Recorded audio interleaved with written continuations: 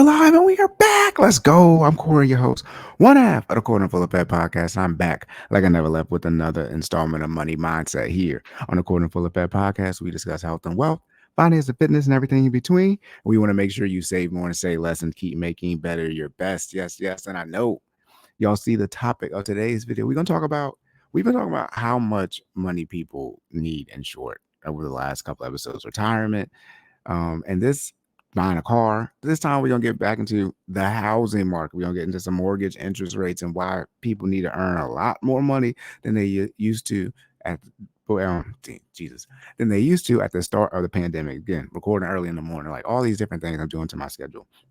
After we do this episode, we're gonna get into how much money people need to live in every state based off a family of four, then based off if they're single, then based off the top 5 cities if they're single. So we're gonna get into a lot of what's the current state of how much money you need to make it here in the United States of America. And I want to be clear, for most people, whether they like it or not, that number is closer to probably 250,000 in the major cities, and the most the states that cost the most to live in, than 100,000, or let alone the median household income, which I think is around 70,000. I'm pretty sure I've been telling you for years, you need to make at least 100%.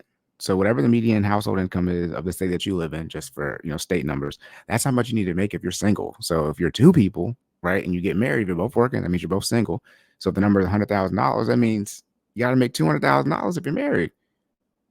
All right, if you're married and single in the state of Maryland, Montgomery County, PG County, Anne Arundel County, Howard County, those type of areas, 200K is like the bare minimum, and that's with no debt and no kids.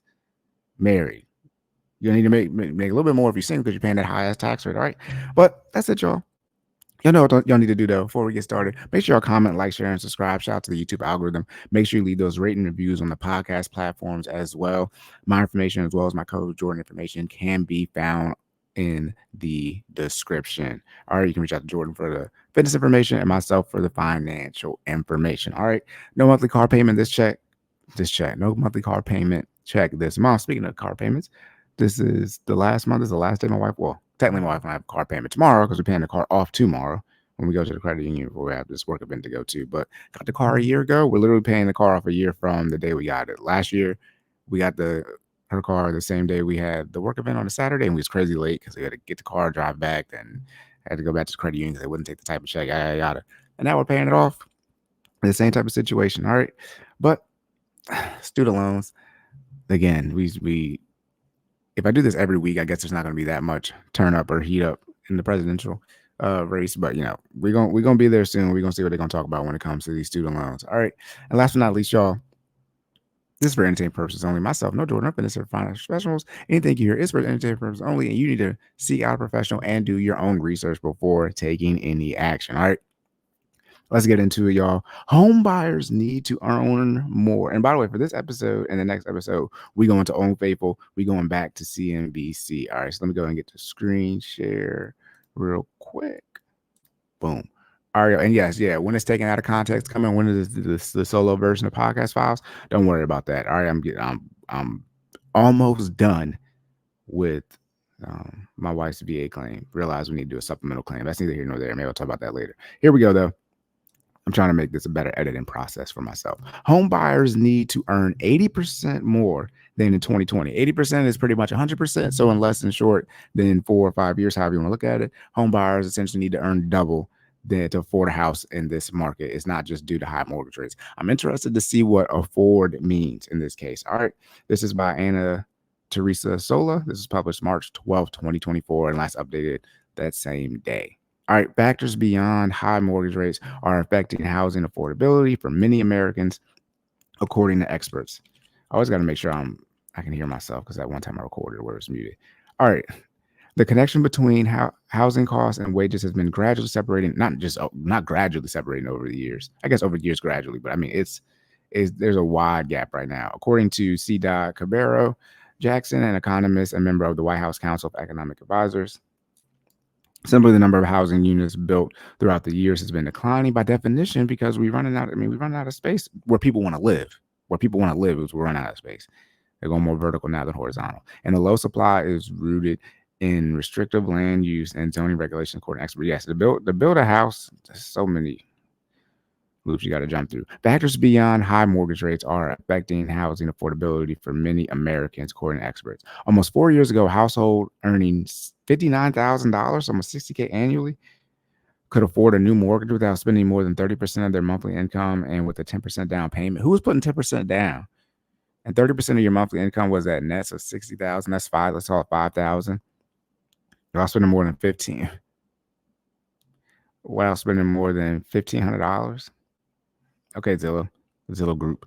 That is no longer the case. I don't think this was the case. This is what the numbers were, but people weren't making 59, 60,000 and putting 10% down so that they only have a $1,500 payment on a 30-year fix, which is what I'm assuming they're talking about here. While the typical household in 2024 makes about 81,000 a year, up from 66,000 in 2020. Okay, it's 81,000 now, I guess, for 2024. Wages have not kept up with housing costs. When have they? Over the last, 30, 40 years, they probably haven't. We've seen that decline. Since January of 2020, the typical mortgage payment on a typical home in the U.S. has nearly doubled. True, says Orphe Divo Guy, a senior economist at Zillow. Nowadays, a potential home buyer need to make about 106,000, over six figures a year in order to afford a typical home, an 80% increase from January 2020, according to Zillow. Why aren't they telling us what the home price is? Anyways, the connection between housing costs and wages has been gradually separating. We talked about that. Around the mid-90s, you start seeing, that's at 30, 40 years, housing prices sort of separate from the median wages in a way that kind of made housing less and less affordable for people who are in the market. Yes, as you start getting to the 90s, baby boomers are all in their 30s at least. And so with the baby boomers at the time, right, the baby boomers haven't given birth yet to Gen X or the millennials, but baby boomers being the largest generation at the time, all the wealth that the baby boomers have, et cetera, et cetera, et cetera, all these various things. I mean, baby boomers still did go through the inflation of the 80s. Baby boomers had to deal with double-digit interest rates, but as you see that economic transition of how much wealth the baby boomers began to accumulate, it makes sense why you start seeing some of these houses prices increase. Other thing too is how much progress we made just from on the technological front as well. So many more things I've always mentioned that we didn't have to pay for, right? Let alone that used to be luxuries and then now transition to necessities, and short, like a cell phone, right? It used to be everybody didn't have a cell phone. Now everyone has a cell phone. It used to be you had maybe one computer, right? Your family room or somebody's room. Now everyone has a computer, and everyone might have an iPad, computer, and when I say computer, a desktop and a laptop, right? Now there's all these various pieces of technology or things, in short, that we spend money on a monthly/yearly basis that if you didn't scale your income to keep up with that, you're not going to be able to keep up with the quote unquote averages. And we're talking about here the average cost or average amount of money people need to buy a home.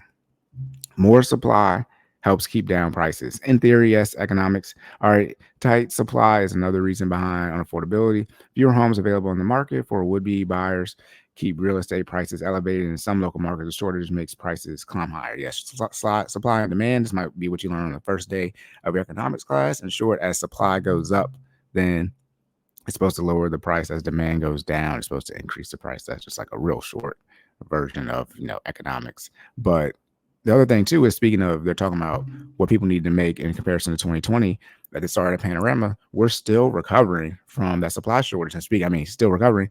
The Key Bridge did go out here in Maryland, right, in Baltimore. So that's, I think it was maybe top 20, top 25. I forgot what it was, but Baltimore is a major port city. So the supply chain issues that we're dealing with during 2020, during the pandemic, we are still recovering from that. And it was well known what the supply chain issues did to the housing market. So who knows how long it'll be till you get to a point where they're back to making houses at the rate they were making due to the supply chain issue being corrected. And then on top of that, what prices will go down to because of that. Talking about TikTok, ongoing TikTok stalemate. Oh my goodness, what's going to happen with TikTok? The number of new housing units built throughout the years has been declining, and the new low supply is rooted in restrictive land use and zoning regulations according to experts. Look, so when it comes to restricted land use, you got to get out and go to your local elections. It's that simple. The federal government has, I would say, little to no power on what comes down to how you can actually build, in your local area. And this, when I say local elections, not even at the state level, this comes all the way down to the county. All right, you got the federal government, then you got your state government. Then if you live in a major city or if you live in a county, you got whoever's in charge of that. That's what that comes all the way down to. So a lot of times it's your county executive or whatever it's called, the person in charge of your county. Those type of people are the ones who are in charge. And on top of that, when you're actually trying to get something done, you got to deal with a bureaucracy. So you might have people who you voted in, or you might not have voted in, but people who were voted in to create these laws or these zoning regulations. But then when you actually go to figure out how they work, you got to go to someone who's just hired by the local government. All right. So, that's why people need to be better at their job, because people have to deal with you. All right. So some of y'all just suck at your job. I'm like, get better at your job. Anyways, if we have a supply problem, we really need to have a supply solution. Oh, thanks. Is that Diovon guy? I don't know how to pronounce that. Land use and building regulations across the country make it difficult in some markets to build new homes. And the most important way to improve affordability is to construct more housing in the U.S., he said. Yes and no. Just because, see, that's assuming that people want the houses that you're saying they're going to construct. Do people want more single family homes, or people want more townhomes? And then do they want the homes that people are designing? It all depends on the area. If you live in Maryland, look, they still building out here and the prices are still going up. There's a whole bunch of land here in Maryland. That might not be where you want to live at. Right, they're now going down in Charles County, and then is it Frederick County, but out into the western Maryland, past Howard County, and west of Baltimore County. There's still places to build. I mean, who knows what land is available across the Bay Bridge? Because like nobody, we don't care that much about that part of Maryland. Shout out to the Bay Bridge and Eastern Shore. But there's still places as far as where land is highly available, not readily, but highly available. People just don't want to live there, partly because they've yet to build houses out there. / that means there's nowhere for these businesses to have people come and spend money on them. So one could say, all right, let's build some houses out here, start building businesses out here, and we can just stretch out, and then we can make places less dense and things like that. But, people still want to live in these major cities. That just kind of is what it is. I think for people who don't live in not just a major city, but one of the major cities, meaning you don't live in the Washington, D.C., Baltimore metropolitan area. You don't live in somewhere like, Miami or New York, Boston, Chicago, LA, right, San Fran. One of the top places that be considered like the 24-hour type of cities, you don't have the ultimate perspective. There are places like Charlotte, like Detroit, Atlanta, one of the major popular cities, Houston, right? I mean, a lot of cities, but if you're not living in the top places like that, you're not there yet. And understanding just how busy, how much stuff costs, how competitive it is, even though stuff is, due to the internet technology now, remote work, stuff is competitive on a global landscape. But just when we're seeing like, we need more land and building regulations, stuff is not going down here in Maryland. Stuff is continuously going up. I don't know. I don't care what any chart says if we've had some decline. Prices are continuing to go up across the board. And now gas is continuing to go up as well, which sucks. They're starting to get to $4 on regular. It's like, what is happening? Filling my wife's tank. And I'm like, maybe we should start walking. All right. Yeah, I mean, build houses that people want. All right, then there's a proper planning on make sure you have enough children, because a lot of times people buy a house and then they outgrow the house as far as population wise. We have a growing economy, we have a growing population. Speaking of growing population, I don't read these articles at a time. As your population grows, you have to build more housing to accommodate the growth and population. True, but housing apartments are housing too, right? Then people have rental homes. We can talk about how all these institutions now buying rental homes, buying more than individuals, right? I mean, there's all these different type of factors right now. To increase housing supply, local policymakers would need to lower the barriers for builders by easing land use and zoning regulations. Yeah, my wife and I looked at some land, and these people weren't able to get to their house, so they made an exception for them to build a driveway, but their driveway went to the other piece of land, and the driveway is huge. So in short, they took like probably almost like half of the available land that isn't their land, but the county made an exception so that they could build a driveway because they weren't able to get to the house. It's like, oh my goodness, like why'd you let them build this house in the first place? There was no way to get to it. Anyways, Yes, get zoning and land use regulations, get all that type of stuff, which determine factors like maximum height of a building or the minimum size of a lot. Right? Jackson said, for example, some local areas may say you can't construct buildings more than 3 stories high in a particular area, which means high-rise buildings that could house about 100 people are out of the question. See, we're talking about apartments here. Uh, only no more than 3 stories. What is 3 stories? Look, they got yeah. 3 stories is nothing. All right, I mean, again, it's easier to go vertical than horizontal. I mean, there's only so much land to go horizontal on. Instead, you have to have a house that maybe has 5 people. Jackson said, the more supply you have helps keep prices down. So the more housing that you make available, the more that's going to sort of ease price pressures. See, the assumption is that the more housing is going to keep prices down if the people who are building and making money off of the sale of these houses, or people who are buying these houses, these new houses, and choosing to rent them, aren't asking for more money. Like you can't. The one thing with economics is you can't force people to set prices. The capitalist economy, capitalism is supposed to help you with that. But if people want to set crazy prices, they set that. And housing is a necessity as far as only so much land, and people can go crazy, as we've seen with the panorama when it comes to buying houses. House fever is insane in America.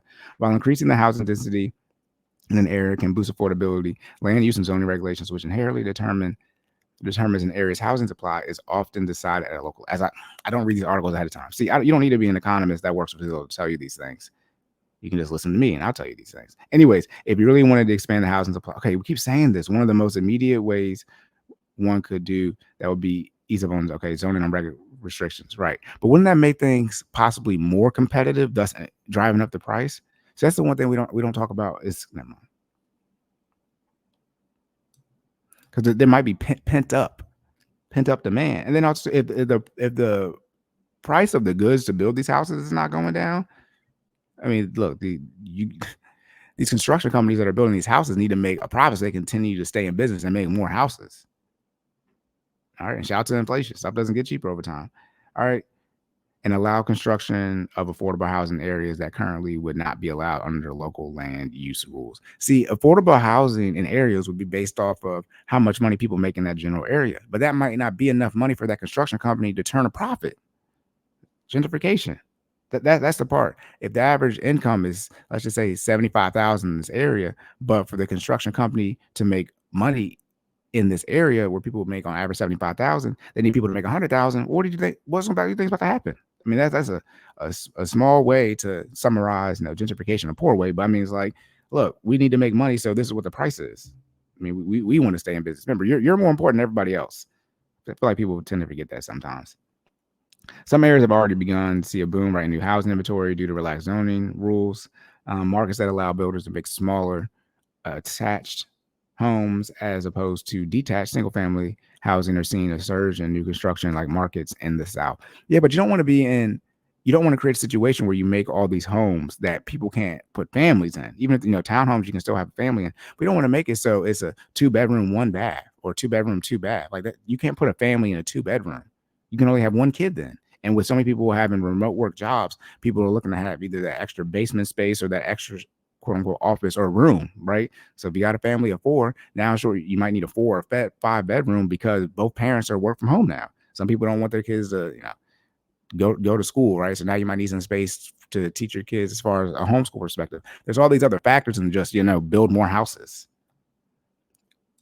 All right, markets that have more restrictive land use regulations, zoning rules, are markets where you're not seeing the type of new construction necessary to keep up with demand. Okay.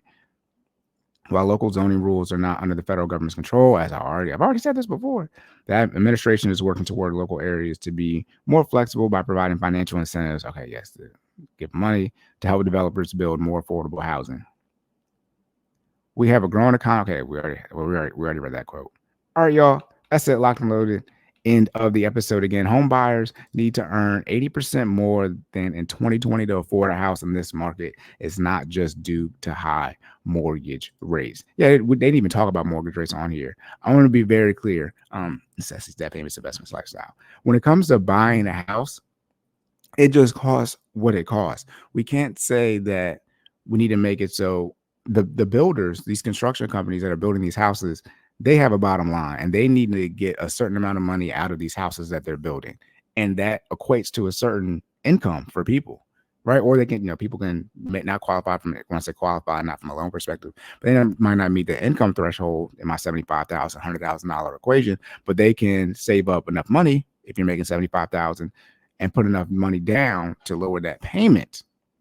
Right. So you're still giving the construction company the same amount of money, but you just have more saved up, right? You're not gonna be able to qualify for the loan because you don't make a high enough income for it. There are many factors that millennials and Gen Z are dealing with. Even some people in Gen X who are trying to buy, their second home, or baby boomers are trying to buy, when I say their quote unquote their forever home, but their retirement home. There's still so many factors that come into play. Schooling, where people want, schools are crazy, not like just from a homeschool perspective, but like safety in schools, right? Where people want to go to.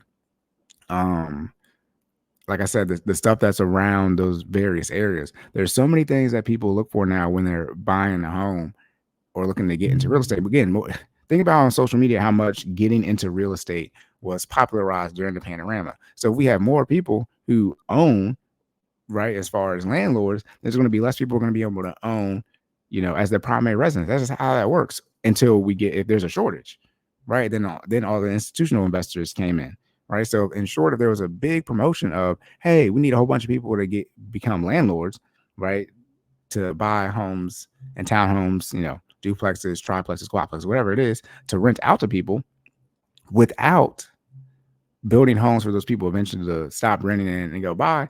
Well, yeah, there's going to be a significant shortage and prices are going to go up, right? Because rent goes up over time. Your mortgage payment is going to be fixed as far as the principal, interest, taxes, insurance go up.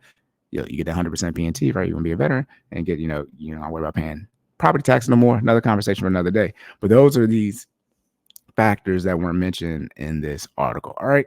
But that's it, y'all. Locked and loaded. End of the episode. Make sure you comment, like, share, and subscribe. Shout out to the YouTube algorithm. Make sure you leave those rating reviews on the podcast platforms as well. My information, as well as my coach Jordan information, can be found in the description. Jordan is Stop Stalling J on socials. His business page is finallyfit.live, where we can go to sign up for the virtual training sessions on Monday and Wednesday at 5:30 a.m. Eastern Standard Time. For myself, Silent_Corey, you can reach out to me for the financial coaching information. All right.